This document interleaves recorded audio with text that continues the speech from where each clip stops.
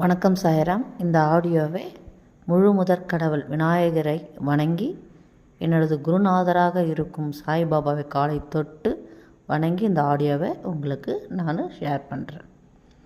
இன்றைக்கி யாரை பற்றி நம்ம பார்க்க போகிறோன்னா, லக்ஷ்மி நரசிம்மரை பற்றி பார்க்க போகிறோம். என்னடா சாய்பாபாவை பற்றி சொல்லாமல் இவங்க லக்ஷ்மி நரசிம்மரை பற்றி சொல்கிறாங்களே அப்படின்னு நினைக்காதீங்க. அவரும் நம்முடைய சாயும் ஒன்று தான்.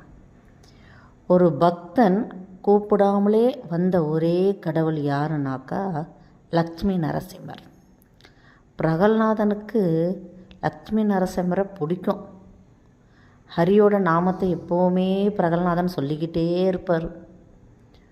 ஆனால் இரணியகசிபுக்கு தான் பிரகல்நாதனுடைய அருமை தெரியல.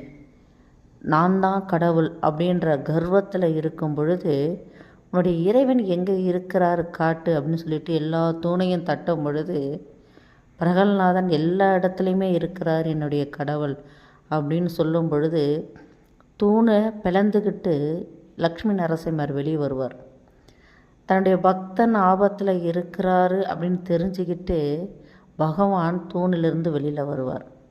கூப்பிடாமலே வந்த ஒரே கடவுள் நமது லக்ஷ்மி நரசிம்மர் தான்.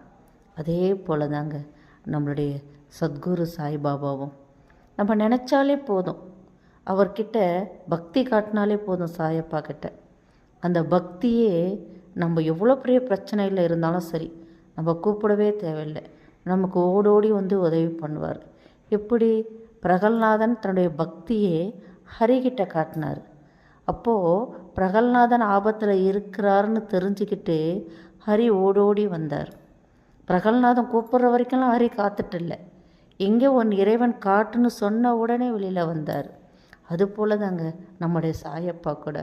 அவர்கிட்ட கொஞ்சம் பக்தி காட்டினா போதும். அந்த பக்தி கூட எப்படி இருக்கணுமா, ரொம்ப எளிமையாக அன்பு தான் பக்தி. அன்பான பக்தியே பாபா நம்ம எங்கே இருந்தாலும் எந்த இடத்துல இருந்தாலும் நமக்கு அவர் ஓடோடி வந்து அதே அன்பை நமக்கு காட்டுவார். எவ்வளோ பிரச்சனைகளில் மக்கள் மாட்டிக்கிட்டு தவிக்கிறாங்க, எவ்வளோ கஷ்டங்களில் இருக்கிறாங்க. இத்தனை கஷ்டங்களும் பிரச்சனைகளுக்கும் காரணம் நாம் அனுபவிக்கிற கர்மா. அந்த கர்மாவே நம்ம விட்டு போகணும் அப்படின்னா நம்ம குருநாதராக இருக்கிற சாயப்பாவை இறுக பிடிச்சிக்கணும்.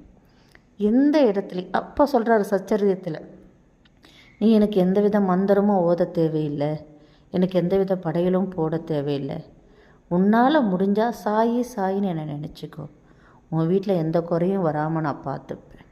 அந்த பக்தி, அந்த நாமம்தான் நம்ம அந்த மனசில் நினச்சிக்கிட்டு சொல்கிற நாமமே நம்மளை பெரிய பிரச்சனைகள்லேருந்து வெளியில் கொண்டு வரும்.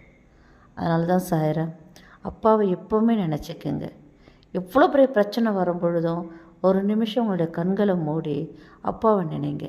சாயப்பா, இவ்வளோ பெரிய பிரச்சனையில் நான் இருக்கிறேன், இந்த பிரச்சனைலேருந்து என்னை வெளியில் கொண்டுட்டு வாங்கப்பா, எப்படியாவது என்னை காப்பாற்றுங்கப்பா அப்படின்னு நீங்கள் ஒவ்வொரு விஷயத்துக்கும் அந்த பக்தியை காட்ட காட்ட கட்டாயம் நமக்கு அப்பா ஓடோடி வந்து உதவி பண்ணுவார்.